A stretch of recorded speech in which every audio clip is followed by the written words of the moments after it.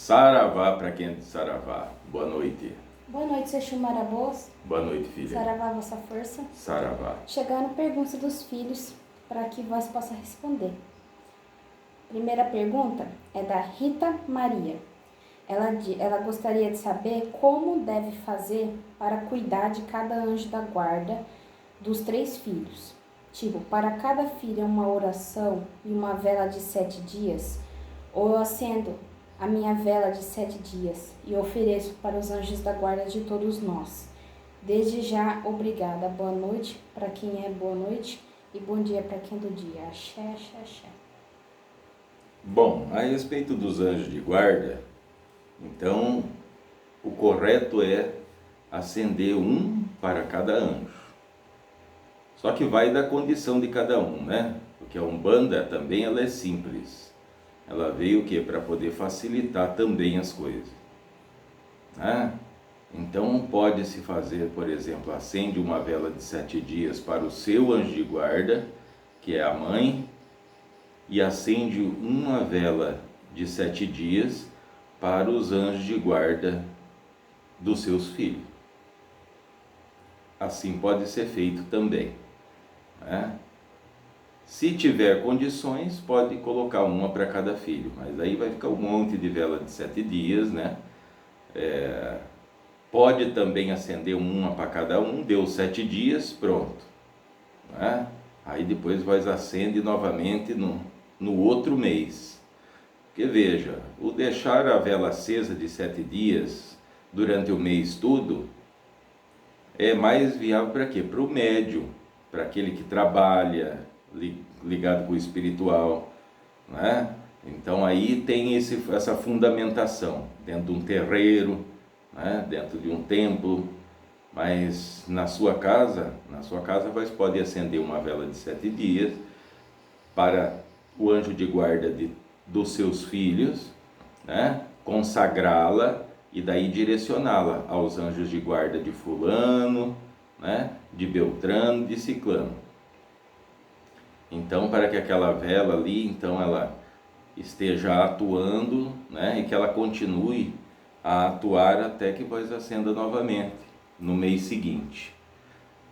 Tá? Então isso é um procedimento que pode ser feito com tranquilidade, né?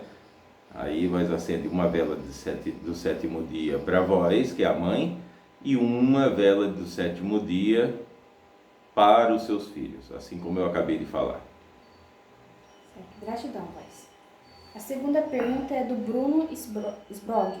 Boa noite, Saravá Guardião. Boa noite. Gostaria de agradecer pela abertura dos meus caminhos na área profissional. Encontrei um trabalho que tanto queria e com a ajuda dos guardiões. Como e o que posso fazer para agradecer a espiritualidade? Como agradecer a espiritualidade? Sendo melhor do que vós foi ontem, um pouquinho a cada dia. Tudo aquilo que a espiritualidade, na verdade, espera dos filhos na terra é que eles se tornem livres, para que eles coloquem em prática as orientações e daí com isso tendo resultado vão ter vidas mais equilibradas, vão estar mais protegidos, vão cair em menos armadilhas, em menos arapucas. Então isso já nos faz contentes, felizes, né? Para que vocês possam entender. Então, cada vitória de cada batalha conquistada para a evolução do próprio ser, para nós já é o melhor pagamento. Gratidão, voz. A próxima pergunta é de Alexandre Moraes. Ele diz: gostaria de saber sobre o conceito de autovalorização e a sua relação com a prosperidade. Se possível, alguns exemplos dessa postura. Desde já agradeço. Saravá. Bom, a respeito da autovalorização, ele quer dizer se dar valor, deve ser isso que ele deve estar falando, esse filho, né? E a respeito disso, o resultado disso para com a prosperidade. É uma parte daquilo que tem que ser feito. tem que colocar muitas situações da vida, né, no equilíbrio. Sim, a autovalorização, né, sem adentrar ao campo do narcisismo, do ego, né? Então tem um limiar, tem um limite muito específico que tem que ser respeitado. Não adianta a pessoa assim, ele falar, não, eu sou capaz, isso já está em movimento na minha vida, né? Eu sou filho do Divino Criador, então se Ele está em mim, tudo é possível para aquele que crê. Ele pode colocar em ato muitas situações de autovalorização. Porém, ele não pode ultrapassar o limite da razão, né? E não começar a extrapolar, sair desse limite e entrar nas coisas do ego, né? Do auto-ego, coisas de narcisismo, né? De que é melhor que os outros, que está numa condição melhor, né? Você pode até entender que se encontra em uma posição melhor do que os demais, mas com a consciência de que talvez vós esteja alguns passos na frente de muitas pessoas. Não que as outras pessoas são inferiores ou que vós seja melhor.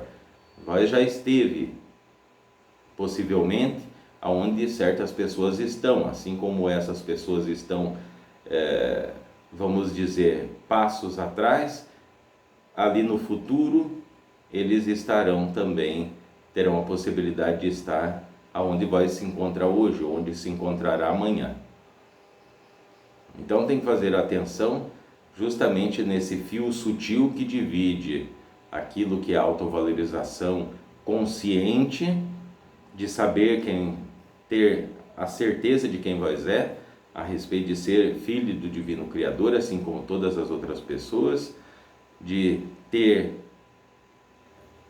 em movimento ações, reações, metas, foco, disciplina, fé, amor, conhecimento, razão, equilíbrio, organização, evolução e geração. É aquilo, é os 7 sentidos da vida. Então, quanto mais próximo se está da harmonia entre esses sentidos, mais próximo vós estará da própria prosperidade. Gratidão, Vaz. A próxima pergunta é do André Cristeto. Ele diz: Saravá, gratidão a todos os guardiões e guardiões. Laro Yeshu, Exu Mojubá. A minha pergunta é sobre o pecado. Eu queria realmente ter um conhecimento sobre isso, sobre o que é e o que pode definir o pecado. Bom, a realidade, aquilo que é verdade, é que o pecado não existe. O pecado é uma terminologia usada, né, há muito tempo atrás, criada por outros homens para poder qualificar aquilo que é certo daquilo que é errado. Porém, o certo e o errado, ele não existe. Vou dar um exemplo. O ódio é considerado errado, o amor, o certo. Porém, os dois extremos, o ódio e o amor, são dois extremos, duas pontas de uma mesma coisa, que está ligado ao quê? A energias, a sentimentos. Porque o ódio, por exemplo, a pessoa pode falar, não, mas o ódio, ele é uma emoção. Não, a emoção é a raiva. Ódio é algo que ele permanece. Assim como o amor, ele permanece. Então não pode se confundir as coisas. Então, qual que é o jeito da pessoa poder colocar em equilíbrio a pessoa que está em ódio? Ele começar a transmutar essa energia no quê? No seu oposto, no amor. Porque daí ele vai se aproximar cada vez mais daquilo que seja um melhor equilíbrio para ele. Então, o pecado foi esse termo que é muito usado dentro das religiões cristãs. Então, ele vem utilizado para ser mais específico, como um limitador do ser humano, para que ele esteja sempre atento aonde pisa, ao que ele faz. Agora, essa história de que porque vós nasceu do pecado, né? E daí vós já é pecador, que vós nasceu para sofrer, que para vós entrar vamos dizer, receber as graças do Divino Criador, que seja proteção, que seja amor, que seja aquilo que ele possa manifestar, até mesmo a sua própria misericórdia, vós tem que viver uma vida de sacrifícios, de suar sangue. Isso tudo é uma bobagem. Isso é tudo para manter o ser humano dentro de uma caixinha assim, sendo que o Divino Criador é tudo que te está em torno. Então a pessoa não pode se apegar muito a esse negócio do pecado. Tem situações, não estamos aqui para colocar em jogo, em discussão se existe, se faz sentido ou não religião A ou religião B. Não estamos aqui para falar em religião, mas estamos falando de espiritualidade. Estamos falando da verdade, aquilo que é perene, aquilo que é eterno, aquilo que está ligado à lei, né? A lei divina. Então tem que fazer bastante atenção, por quê? Porque tem muitos locais que se a pessoa vai tomar uma bebida, que ele queira degustar uma bebida, ele não pode porque é pecado. Se ele quiser cortar o cabelo, ele não pode porque é pecado. Se ele vai tomar um sorvete, ele não pode porque é prazer da vida, é pecado. Ele não pode se relacionar com a outra pessoa intimamente porque é pecado. Então isso faz com que o ser humano se torne uma pessoa completamente infeliz, frustrado, bloqueado, cheio de traumas e bloqueios. Que isso vai interferir diretamente no sucesso, na construção de uma família, na educação de filhos, né? E gerações, assim como vem acontecendo. Até uma ferramenta interessante, porque às vezes é melhor a pessoa se ater a essa palavra, a esse limitador, vamos usar esse termo, né? É melhor que ele se atenha a isso do que ele também tenha uma vida completamente desregrada de contramão, né? De viver em bares, enchendo a cara, né? Dormindo em calçada, se metendo em confusão, se metendo com pessoas que já são comprometidas, com magia negra, com todas essas coisas. Então às vezes é melhor a pessoa esteja ali atrelado àquilo que seja uma doutrina, mesmo que ela seja primitiva, vamos usar esse termo, mas pelo menos ele está trabalhando a sua autodisciplina, mesmo que for durante um tempo, né? Lembre-se que até do pior que possa existir, o Divino Criador extrai o melhor. É o suficiente. Gratidão, Pai. A próxima pergunta é da Dora Mantovani. Ela diz: Saravá, guardião, salve suas forças. Saravá. Estou aprendendo agora sobre vós e sobre a Umbanda. Outro dia assisti uma entrevista de um pai de santo que disse que todo Exu pede sacrifício animal. Desculpe minha ignorância, mas pergunto porque tenho muito amor e respeito aos animais, nem carne eu como. Gostaria de saber se é preciso mesmo sacrificar um animal para satisfazer nosso ego. Desculpe, mas tenho muito que aprender e quero ouvir de vós. Gratidão.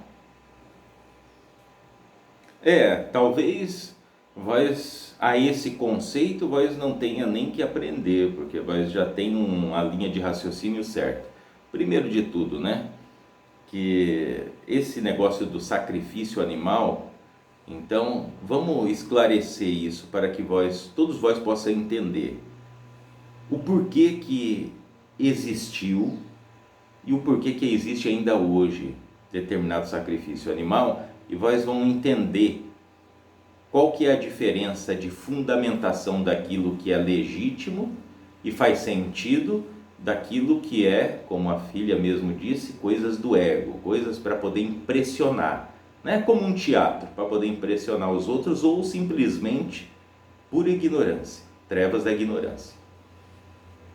Veja que lá mesmo, vou usar termos de situações, né, de palavras que já são muito conhecidas neste plano, nesse momento da humanidade, que é as Sagradas Escrituras.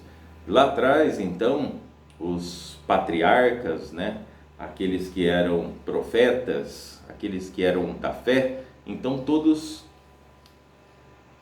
ofereciam a Deus sacrifício. Ou era um carneiro, ou era um pombo branco, né? Muitas das vezes até um boi.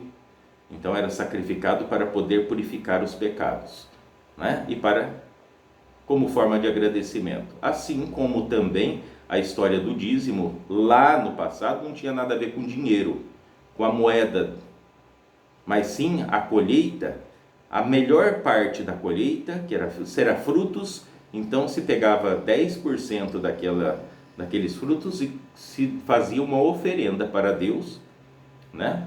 Em forma de agradecimento por todo o restante que ainda ficava à disposição. Então era algo de reconhecimento, não era uma barganha, era um reconhecimento. Então tinha aquele propósito. Então no caso dos animais, eles eram imolados, né? Eles eram sacrificados, mas com a fundamentação do sacro ofício. Ali tinha um porquê fazer aquela situação. Agora, quando nós vamos nos aproximando, né, depois já da passagem do próprio Jesus Cristo, então as coisas começam a mudar a respeito dessa história de sacrificar os animais, porque daí se passa também, através do conhecimento antigo, saber que existem vários tipos de sangue, plasma, né? Trocando numa palavra mais adequada, porque a finalidade ali do sacrifício é utilizar o quê?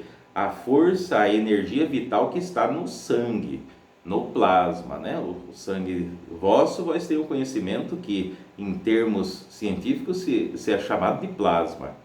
Mas existe vários plasmas. Existe o sangue, né, vegetal, o dendê, né, tem o azeite de oliva.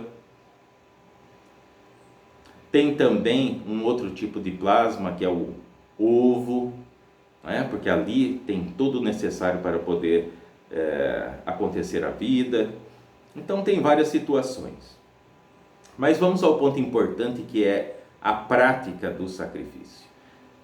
Nós vamos entender agora de forma perfeita, porque em tempos não tão distantes, e até hoje, nos dias de hoje, em determinadas localidades mais afastadas, rurais, que vós assim as conhecem, então a coisa mais natural do mundo é as pessoas ali têm as suas plantações, têm as suas hortas, têm os seus animais.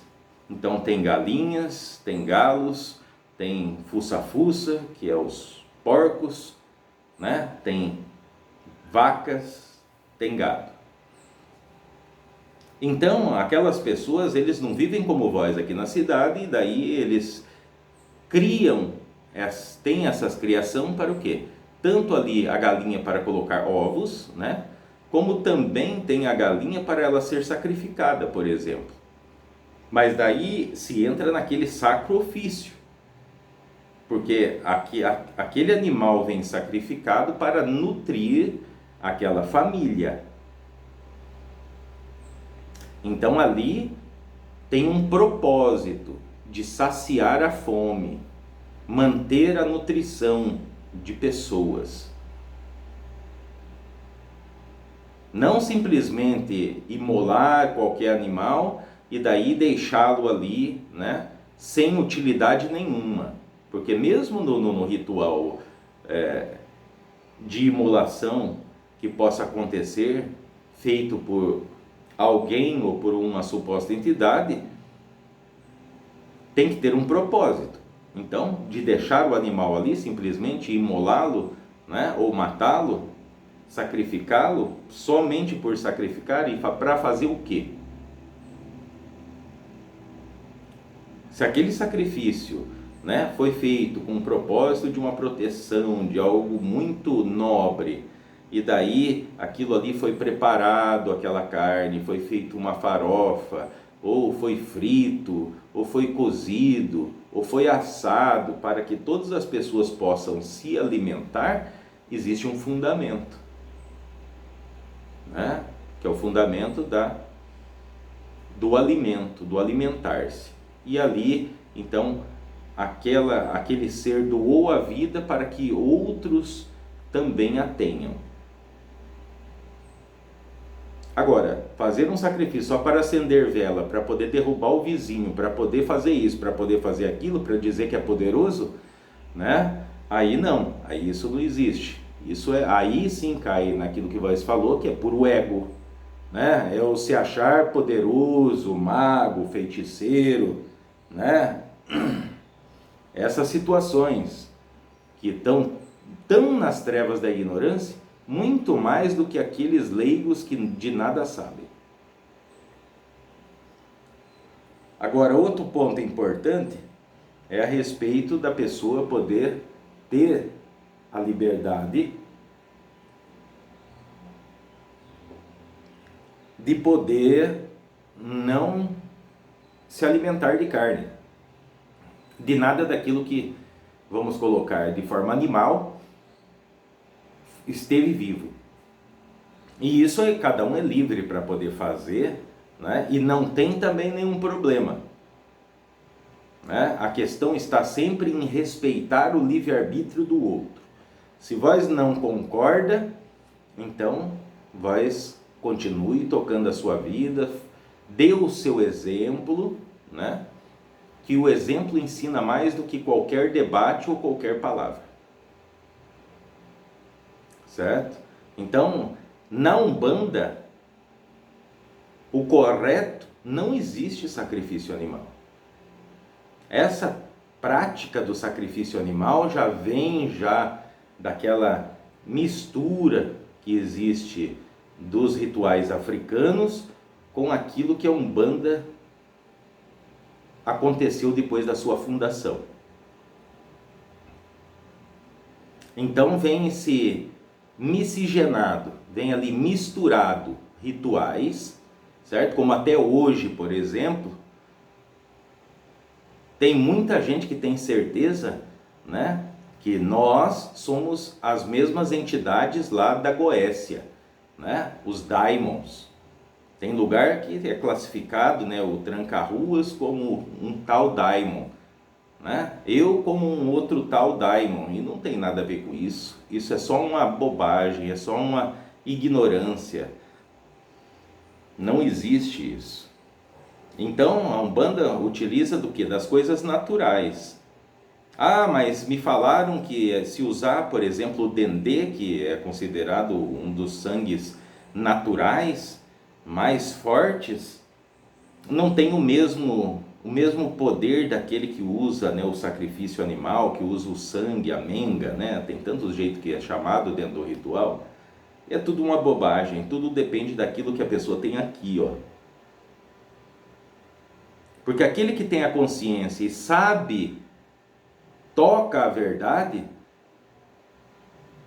então aquilo que ele estiver colocando em ato, então terá o poder suficiente para poder manifestar aquilo que seja o necessário, que seja uma cura, que seja algo relacionado a isso. Porque até mesmo se for usar a razão, se vós pega um animal que ele esteja doente e vós vai utilizar daquele animal para que vós possa fazer um ritual de cura em alguém, vós acha mesmo que vai curar?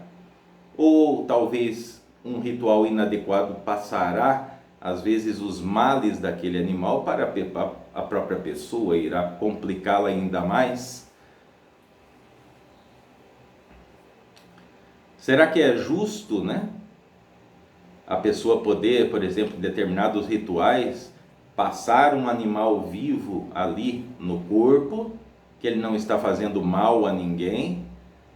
Muitas vezes ele se sacrifica para nutrir alguém, daí a pessoa passa aquilo ali para que os desequilíbrios de um ser humano, aquilo que ele plantou, né, vá para aquele animal, para que aquele animal sofra, não o ser humano. Isso é egoísmo, né? Isso é trevas da ignorância. Mas tudo isso acontece, acredite, viu, filha? Não acontece por mal. Não existe maldade no ser humano. O que existe é trevas da ignorância. É não realmente saber o que está fazendo. Essas pessoas, elas dizem que elas sabem, que elas são os gurus, que elas são os mestres, que eles são os poderosos, que eles, né, ninguém conhece mais do que eles, ninguém derruba mais do que eles, mas é tudo aquilo, filho. Quando vós começa a escutar eu faço, eu isso, eu aquilo outro, ego. Como que eu sei onde não tem ego? É quando qualquer terminologia se diz nós. Nós. Agora, quando a pessoa começa eu é que faço, eu que sou poderoso, eu é que faço, eu é que aconteço. Aí tem que se observar, porque se esse eu aí é uma constante, é a maior parte daquilo que a pessoa fala, então tem que se tomar cuidado, que ela está com a vida dominada pelo seu ego. Então não, a Umbanda não utiliza de ritual de imolações animais. Tem terreiros que se utilizam dessa prática que eu falei, que é essa miscigenação, que é essa mistura de ritos de uma parte e de outra, tem. E por que eles fazem? Porque assim como vós, eles também têm o livre-arbítrio, eles são livres para plantar, para depois colherem. Certo? Então, é uma questão de respeitar. Não se olha para o semelhante com julgo. Porque aqui tudo que a gente alerta sobre os charlatões, sobre supostas entidades, a finalidade é para que vós possam abrir os olhos e não caiam em armadilhas de manipuladores. Tá? Então, fazer bastante atenção quanto a isso, né? E espero que tenha ficado claro. Certo. Gratidão, Bess. A próxima pergunta é da Genilda Azoni.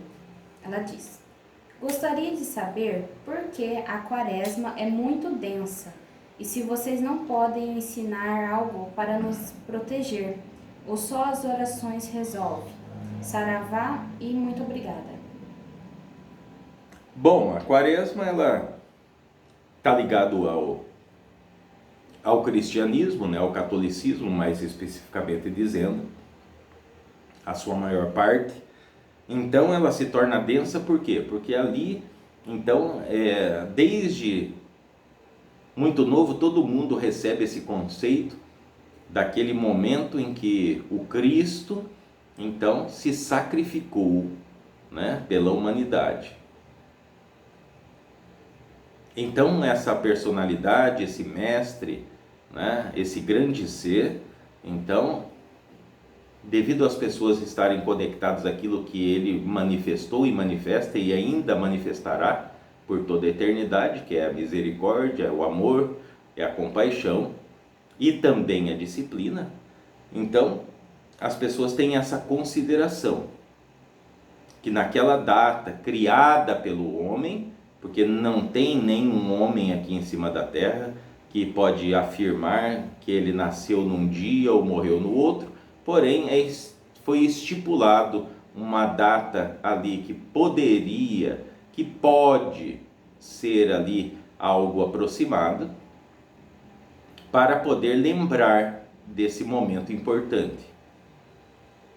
Então, naquele momento, todas as pessoas às vezes ficam com o coração meio aquebrantado por todo o sofrimento, por toda a angústia, por todas as provações, né, que esse grande ser, Jesus Cristo, então passou, né, por amor e misericórdia à humanidade.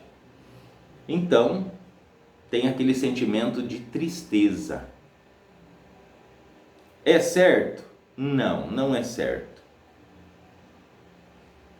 Porque devia ser visto que com muita alegria, devia acontecer em vez de estar cabisbaixo, devia estar radiante e cantando louvores, e fazendo orações com alegria,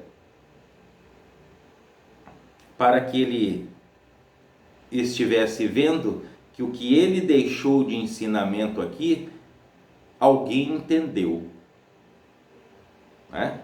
Por isso que ele se fez o mais humilde, né?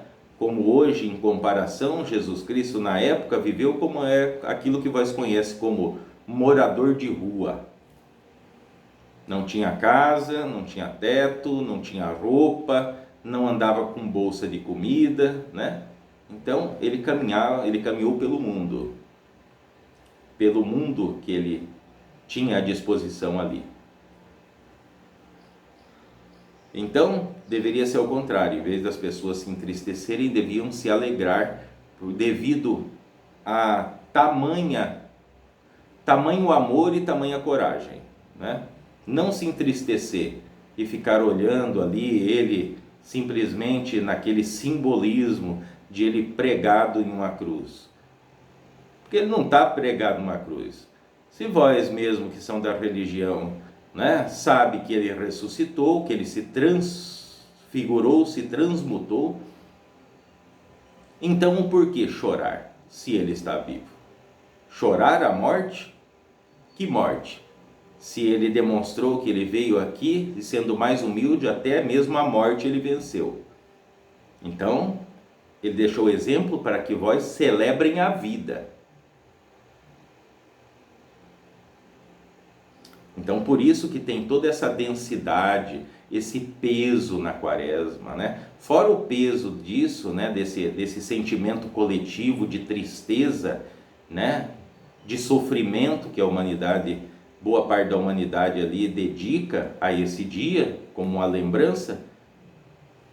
Também daí tem os mitos, os folclores, né? Ligado a tudo isso, que no dia, né?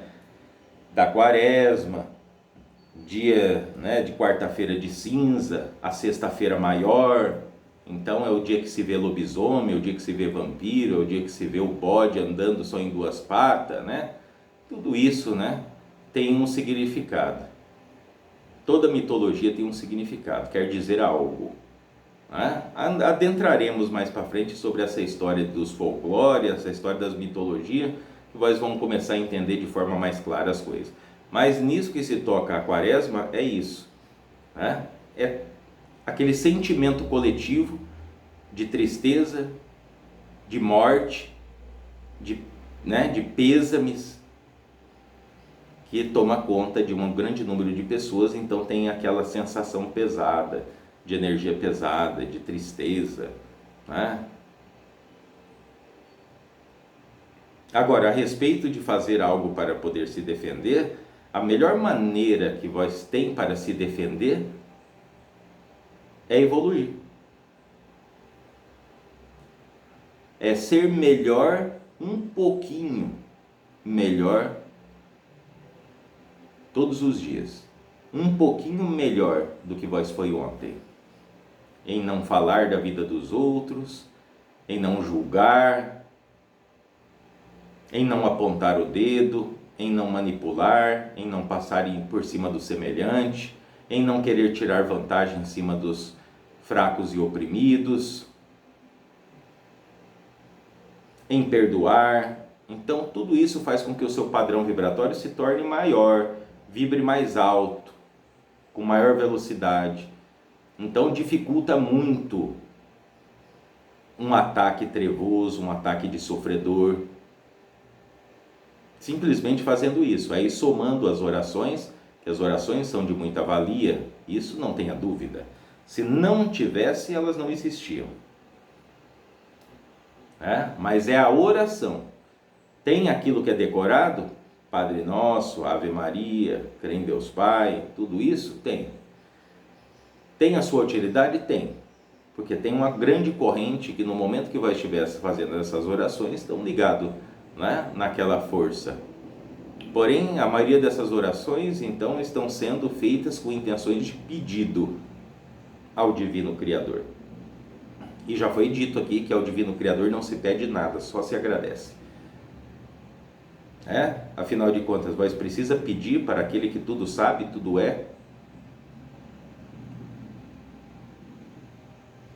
Então, mas a oração sim, direcionar ali, né, a intenção, esse relacionamento com a sua fé, com aquilo que você tem fé, não importa se é o santo, não importa se é o Buda, não importa, né, se é o anjo, se é o arcanjo, não importa se é o guia, se é o orixá, desde que vós manifeste a fé.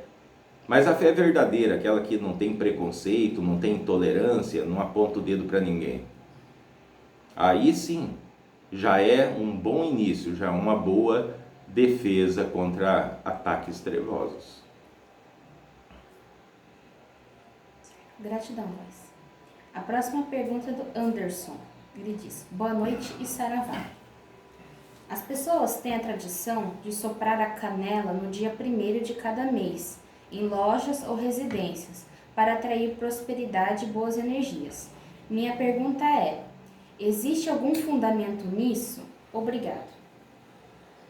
Agora, fundamento existe, já de muitas civilizações para trás. Primeiro, né, porque a canela já, naquilo que vós aprendem nessas instituições aí de ensino, escolas, então vós cansaram já de ouvir, ou às vezes nem sequer prestaram atenção, de que no tempo, mas há séculos atrás, então existiam as especiarias, rotas de especiarias. Então, temperos, né, e certas especiarias que vós hoje todo mundo tem em casa, a maioria delas era usada só por reis e por rainhas ou por grandes magistas. A população, a grande maioria, não tinha acesso, nem sabia o que era. Podia ver, mas não sabia o que era.